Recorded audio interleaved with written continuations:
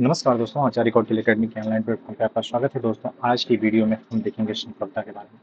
किसके बारे में देखेंगे? संप्रभुता के बारे में देखेंगे। आइए जानते हैं कि संप्रभुता क्या है। अगर संप्रभुता की बात करें तो आंतरिक एवं बाह्य हस्तक्षेप से मुक्त राज्य की जो सर्वोच्च शक्ति होती है उसी को संप्रभुता कहते हैं। विलोबी कहते हैं कि राज्य की सर्वोच्च इच्छा ही संप्रभुता है। ऑस्टिन क्या कहते हैं कि राज्य का सर्वोच्च आदेश ही संप्रभुता है। और ऑस्टिन क्या कहते हैं? राज्य का सर्वोच्च आदेश ही संप्रभुता है। इस तरह से देखा जाए तो संप्रभुता राज्य की सर्वोच्च शक्ति है, सर्वोच्च इच्छा है और सर्वोच्च आदेश है। यह राज्य की आत्मा है। इसके बिना राज्य नहीं हो सकता है। यह दो प्रकार की होती है, एक आंतरिक संप्रभुता और एक बाह्य संप्रभुता। आइए आंतरिक संप्रभुता की बात करें तो राज्य की वह सर्वोच्च शक्ति जो आंतरिक हस्तक्षेप से मुक्त होती है। बाह्य संप्रभुता की बात करें तो राज्य की वह सर्वोच्च शक्ति जो बाह्य हस्तक्षेपों से मुक्त होती है। संप्रभुता की शक्ति के निवास की यदि बात करें तो यदि सर्वोच्च शक्ति कानून निर्माता निकाय में निहित है तो इसे कानूनी संप्रभुता कहते हैं। कहने का तात्पर्य यह है कि सर्वोच्च जो शक्ति है वो कानून निर्माता के अंदर है तो यह कानूनी संप्रभुता कही जाएगी। जैसे भारत में संसद सहित राष्ट्रपति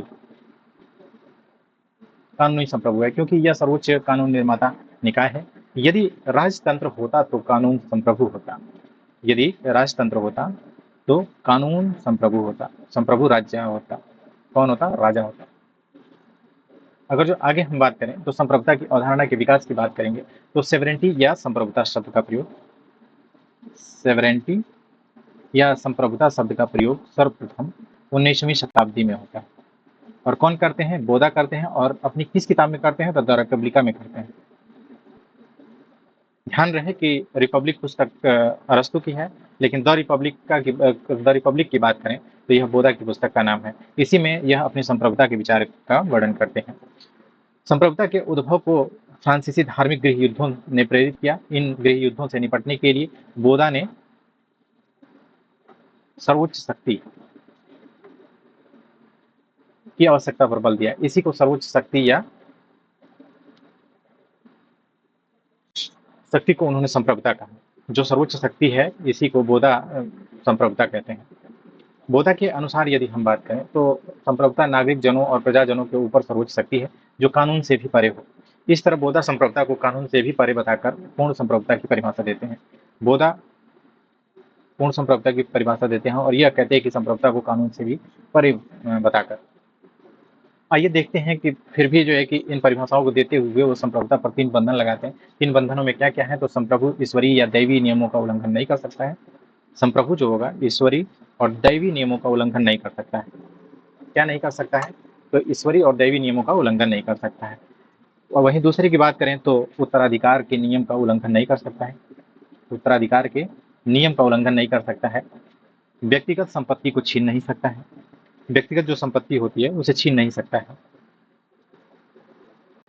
आगे हम बात करें तो इस तरह बोधा की संप्रभुता की धारणा सीमित हो जाती है। क्या हो जाती है? इनकी अवधारणा जो होती है वो सीमित हो जाती है। इस पर कटाक्ष करते हुए शेवाइन लिखते हैं। कौन लिखते हैं? शेवाइन लिखते हैं कि वह आधुनिक नहीं बन सका बिना मध्ययुगनी बने। तो वह आधुनिक नहीं बन सका बिना मध्ययुगनी बने, यह किसका कथन है? तो यह शेवाइन का कथन है। अर्थात कहने का मतलब यह है कि संप्रभुता की अवधारणा देकर फिर से आधुनिक बन गए, लेकिन 3 मध्ययुगनी बंधन लगाकर उन्होंने इसे सीमित कर दिया। आगे हम बात करें तो आगे चलकर हाब्स ने संप्रभुता के सारे बंधन हटाकर इसे निरंकुश बना दिया। तो निरंकुश किसने बनाया? तो यह हाब्स बनाते हैं। और उन्होंने कहा कि संप्रभु का आदेश ही कानून है। अर्थात संप्रभु जो होता है वो जो कहता है वही कानून है। इस तरह हाब्स कानूनी संप्रभुता के प्रथम प्रतिपादक बन जाते हैं। तो कानूनी संप्रभुता के प्रथम प्रतिपादक कौन हुए? तो ये हाब्स हुए। कौन हुए? तो हाब्स हुए। आगे चलकर बेंथम और ऑस्टिन आते हैं। कौन आते हैं? बेंथम और ऑस्टिन आके पूर्ण संप्रभुता की अवधारणा के विकास में योगदान देते हैं। क्या किसमें योगदान देते हैं? पूर्ण संप्रभुता के विकास में। संप्रभुता की अवधारणा का व्यापक और वैज्ञानिक स्तर पर प्रतिपादन ऑस्टिन करते हैं। वैज्ञानिक स्तर पर प्रतिपादन कौन करता है? तो ऑस्टिन करते हैं। इसलिए उन्हें कुछ संप्रभुता का धर्माध्यक्ष भी कहा जाता है। आइए संप्रभुता के सिद्धांत की बात करें तो द्वैतवादी या एकलवादी सिद्धांत और बहुलवादी सिद्धांत। अद्वैतवादी एकलवादी सिद्धांत की यदि हम बात करें तो संप्रभुता का एकमात्र केंद्र राज्य होता है। एकलवादी सिद्धांत क्या कहता है? तो संप्रभुता का एकमात्र जो केंद्र होता है वो राज्य होता है। संप्रभु शक्ति को न तो विभाजित किया जा सकता है और न ही दिया जा सकता है। इस सिद्धांत के समर्थक हाब्स, बेंथम और ऑस्टिन हैं। कौन है? हाब्स, बेंथम और ऑस्टिन है। आगे चलकर बहुलवादी सिद्धांत आता है। बहुलवादी सिद्धांत कहता है कि संप्रभुता एकमात्र केंद्र राजा नहीं है, समाज में तमाम आर्थिक, सामाजिक, धार्मिक संस्थाएं संप्रभुता इन्हीं संगठनों में विभाजित है। इस सिद्धांत के समर्थक गिरियक है, मेडलैंड है और लास्की हैं। आइए जानते हैं कि जो सेवरेंटी शब्द है कहाँ से आया है। तो सेवरेंटी शब्द जो है सुपर धनेनस लैटिन शब्द से आया हुआ है, जिसका अर्थ होता है सर्वोच्च शक्ति। ऑस्टिन के कानूनी संप्रभुता के सिद्धांत की बात करें तो ऑस्टिन अपनी पुस्तक लेक्चर्स ऑन जूरिप्रूडेंस, ऑस्टिन की पुस्तक का क्या नाम है? लेक्चर्स ऑन जूरिप्रूडेंस नाम है। यह पुस्तक वकीलों की बाइबिल मानी जाती है। यह पुस्तक वकीलों की बाइबिल मानी जाती है। वैसे तो कानूनी संप्रभुता का सिद्धांत सर्वप्रथम हाब्स देते हैं। सबसे पहले कौन देते हैं? हाब्स देते हैं। लेकिन मनोवैज्ञानिक स्तर पर इसका प्रतिपादन ऑस्टिन करते हैं। मनोवैज्ञानिक स्तर पर बात की जाए तो इसका प्रतिपादन ऑस्टिन कर देते हैं। आगे चलकर कानूनी संप्रभुता को परिभाषित करते हुए ऑस्टिन लिखते हैं कि वह निश्चित श्रेष्ठ व्यक्ति जो अपने समान किसी को आज्ञा का पालन न करे, श्रेष्ठ व्यक्ति जो समान किसी की आज्ञा का पालन न करे वरन उसकी आज्ञा का पालन लोग स्वभावतः करते हों तो संप्रभु कहलाता है। ऐसा संप्रभु जिस समाज में रहता है वह स्वतंत्र राजनीतिक समाज कहलाता है। परिभाषा से स्पष्ट होता है कि ऑस्टिन निश्चित श्रेष्ठ व्यक्ति को ही संप्रभु कहते हैं। ऑस्टिन किसे संप्रभु कहते हैं? तो निश्चित श्रेष्ठ व्यक्ति को। यह निश्चित श्रेष्ठ व्यक्ति राजतंत्र में राजा होता है, प्रजातंत्र में संसद सहित राष्ट्रपति होता है। इस तरह कानूनी संप्रभुता का निवास विधि निर्माता निकाय में होता है। इस श्रेष्ठ व्यक्ति का आदेश ही कानून है। जो लोग कानून का उल्लंघन करेंगे उन्हें दंड मिलेगा। यह निश्चित श्रेष्ठ व्यक्ति आंतरिक और बाह्य हस्तक्षेप से मुक्त होगा। जो यह संप्रभु होगा आंतरिक और बाह्य हस्तक्षेप से हमेशा मुक्त होगा। जिस समाज में निश्चित श्रेष्ठ व्यक्ति का निवास नहीं होगा वह समाज स्वतंत्र और राजनीतिक समाज नहीं कहलाएगा। जैसे हम बात करें तो 15 अगस्त 1947 से पहले यह निश्चित श्रेष्ठ व्यक्ति भारत में न रहकर ब्रिटेन में रहता था, इसलिए भारत स्वतंत्र राजनीतिक समाज नहीं कहलाता था। इसे क्या कहा जाता था? डोमिनियन स्टेट कहा जाता है। कानूनी संप्रभुता की विशेषताओं की बात करें तो सर्वशक्तिमान और निरंकुश इसकी विशेषताएं हैं। कहने का तात्पर्य यह है कि कानूनी संप्रभु पर कोई बंधन नहीं है, वह आंतरिक और बाह्य हस्तक्षेप से मुक्त होता है। आंतरिक और बाह्य हस्तक्षेप से मुक्त होता है। आइए सार्वभौमिकता इसकी विशेषता के बारे में जानते हैं। कानूनी संप्रभु के आदेश सभी पर लागू होते हैं। अविभाज्यता की बात करें तो संप्रभुता को कभी विभाजित नहीं किया जा सकता है। जिस प्रकार से एक ईश्वर की जो विशेषताएं होती हैं वही विशेषताएं संप्रभुता की होती हैं। तो अविभाज्यता भी इसका जो है कि एक विशेषता है। कैल्हॉन कहते हैं कि जिस तरह से आधे वर्ग आधे त्रिभुज की कल्पना नहीं की जा सकती उसी तरह से आधी संप्रभुता की कल्पना नहीं की जा सकती। कैल्हॉन क्या कहते हैं?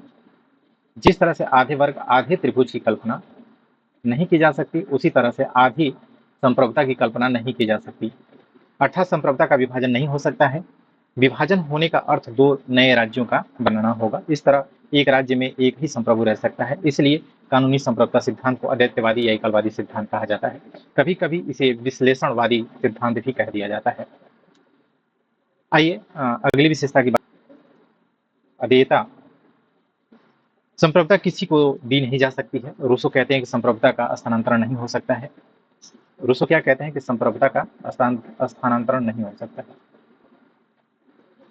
अगले विशेषता की बात करें तो मौलिकता या स्थायित्व। सरकारें आती जाती रहती हैं लेकिन संप्रभुता अस्थायी बनी रहती है। आइए इसकी आलोचना के बारे में हम बात करते हैं। आलोचना की बात करें तो सबसे पहले इसके आलोचक हेनरी मैन है। हेनरी मैन कहते हैं कि उन्हें राणा रणजीत सिंह का उदाहरण देते हैं और कहते हैं कि बहुत प्रतापी राजा थे फिर भी वे समाज की परंपराओं का उल्लंघन नहीं कर पाए, अर्थात संप्रभुता निरंकुश नहीं हो सकती। क्या कहते हैं? संप्रभुता निरंकुश नहीं होती है। किसका उदाहरण देते हैं? राणा रणजीत सिंह को देते हैं। चिपमैन कहते हैं कि ऑस्टिन की भाषा में संसार के वास्तविक संसार शासकों को ढूंढा नहीं जा सकता है। कानूनी संप्रभुता की बृहद आलोचना बहुलवादियों ने की है। इसका कहना है कि समाज में राज्य की तरह अनेक सामाजिक आर्थिक एक धार्मिक संगठन है, अतः संप्रभुता इन धार्मिक सामाजिक आर्थिक संगठनों में विभाजित होनी चाहिए। इस तरह बहुलवादी संप्रभुता को विभाज्य मानते हैं। बहुलवादी क्या मानते हैं? संप्रभुता को विभाज्य मानते हैं। यह कहते हैं कि संघों का संघ है, संगठन का संगठन है। क्रैब और दुग्वी जैसे बहुलवादी कानूनी आधार पर इस सिद्धांत की आलोचना करते हैं कि इन दोनों का कहना है कि संप्रभुता का आदेश कानून नहीं हो सकता है क्योंकि कानून राज्य से पहले है और कानून को राज्य नहीं बनाता वरन कानून ही राज्य को बनाता है। क्रैब का कहना है कि कानून का स्रोत न्याय बोध या औचित्य की भावना है दुग्वी कहते हैं कि कानून का स्रोत सामाजिक दृढ़ता या श्रम विभाजन है। बहुलवादियों के अंतर्राष्ट्रीयता के आधार पर भी संप्रभुता सिद्धांत की आलोचना की जाती है। कैटलिन क्रैब और लॉस्की जैसे बहुलवादी का कहना है कि संप्रभुता संकटकालीन है, अर्थात जब गृह युद्ध जैसे संकट हुआ करते थे तब जो संप्रभुता की अवधारणा प्रासंगिक थी, आज विश्व शांति और अंतर्राष्ट्रीयता का जमाना है, संप्रभुता का सिद्धांत इसमें बाधक है। क्या है? संप्रभुता का सिद्धांत बाधक है क्योंकि वह उग्रवाद की तरफ ले जाते हैं। किसकी तरफ ले जाते हैं? तो उग्रवाद की तरफ ले जाते हैं। यही कारण है कि लास्की कहते हैं कि संप्रभुता सिद्धांत को राजनीति से निकाल देना चाहिए। संप्रभुता सिद्धांत को राजनीति से निकाल देना चाहिए। किससे निकाल देना चाहिए? राजनीति से निकाल देना चाहिए। राजनीति शास्त्र के लिए अच्छी बात होगी कि लास्की आगे यह भी लिखते हैं कि गैर जिम्मेदाराना राष्ट्र का सिद्धांत मानवता के हितों से मेल नहीं खाता है। क्रैब लिखते हैं कि संप्रभुता सिद्धांत को राजनीति से निकाल देना चाहिए। क्रैब क्या लिखते हैं? संप्रभुता के सिद्धांत को राजनीति से निकाल देना चाहिए। वहीं बारकर लिखते हैं संप्रभुता का सिद्धांत सबसे निरर्थक और निष्फल सिद्धांत है। निष्कर्ष की यदि हम बात करें तो ऑस्टिन पर लगाए गए उपयुक्त आरोप निराधार हैं, क्योंकि ऑस्टिन का उद्देश्य निरंकुश राज्य की स्थापना करना नहीं था। इनका उद्देश्य बेंथम के नेतृत्व में ब्रिटेन में हो रहे कानूनी सुधारों को सहयोग देना था। दरअसल ब्रिटेन में प्रथा परंपरा पर आधारित ईश्वरीय विधि लागू थी, जिसे कॉमन लॉ कहा जाता था। बेंथम एक कानूनी आचार संहिता तैयार करना चाहते थे। कानूनी संहिता को मानव स्थापित विधि पर आधारित होना चाहिए था, इसलिए रूढ़िवादी इसका विरोध कर रहे थे। उन्हीं रूढ़िवादियों को माकूल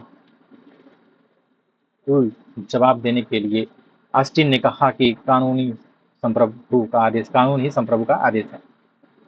क्या कहा? कानून संप्रभु का आदेश, अर्थात मानव स्थापित विधि सर्वश्रेष्ठ विधि है।